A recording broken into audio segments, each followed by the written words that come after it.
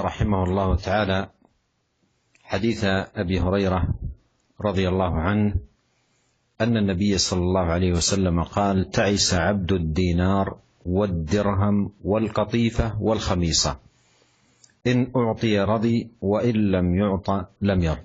رواه البخاري. قوله عليه الصلاة والسلام في هذا الحديث تعس أي هلك وخاب وخسر. وعبد الدينار والدرهم، الدينار من الذهب والدرهم من الفضة، والقطيفة ثوب له خمل، والخميصة الكساء المخطط. ومعنى عبد الدينار أي من أصبحت هذه الأشياء هي أكبر همه ومبلغ علمه ومنتهى قصده، منشغلا بها عاكفا عليها مهتما بتحصيلها واكتسابها، هي همه، إن أعطي رضي وإن لم يعطى لم يرضى، لأنه ليس له هم إلا هذا. فمن كان هذا شأنه فقد خاب وخسر، كما أخبر نبينا صلوات الله وسلامه عليه. وذلك لأن العبد لم يخلق للدرهم والدينار والقطيفة والخميصة، لم يخلق لهذه الأشياء، وإنما خلق ليكون عبدا لله مطيعا لله محافظا على طاعة الله سبحانه وتعالى. فإذا اشتغل بهذه الأشياء عما خلق لأجله وأوجد لتحقيقه صار عبدا لها وصار مذموما بذلك، وصار من أهل العقوبة، عقوبة الله سبحانه وتعالى، وكان من الخاسرين في الدنيا والآخرة.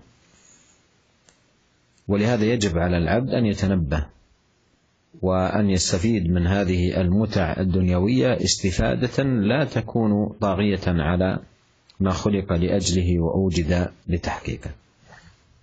Para pendengar yang dirahmati Allah Subhanahu wa taala, kemudian hadis yang diriwayatkan juga dari sahabat Abu Hurairah radhiyallahu taala anhu bahwasanya Nabi sallallahu alaihi wasallam pernah bersabda, "Ta'isa abdud dinar wad dirham wal qatifah wal khamisah."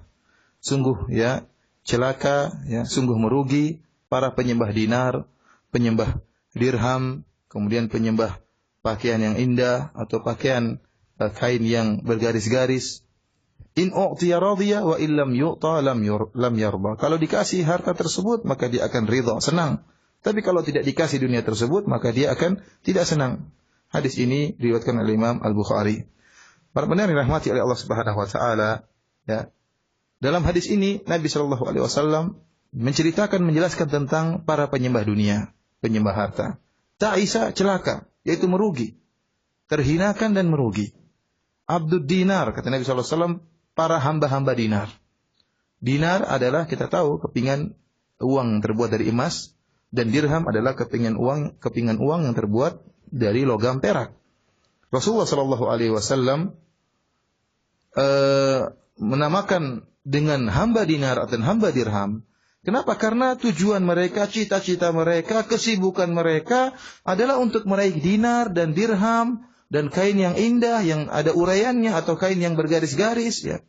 Ini kehidupan mereka untuk mencari dunia saja. Dan itulah puncak dari ilmu mereka. Ya, mablagu ilmi, ya, puncak dari ilmunya, puncak dari hamnya, dari kesibukannya, ya, perhatian dia seluruhnya untuk mencari dinar dan dirham, emas dan perak dan harta-harta dunia. Inilah kenapa disebut oleh Nabi sallallahu alaihi wasallam dengan abdud dinar, ya, penyembah atau hamba dinar. Orang yang seperti ini, kata Nabi sallallahu alaihi wasallam, ta'isa. Orang seperti merugi. Orang seperti merugi dan celaka.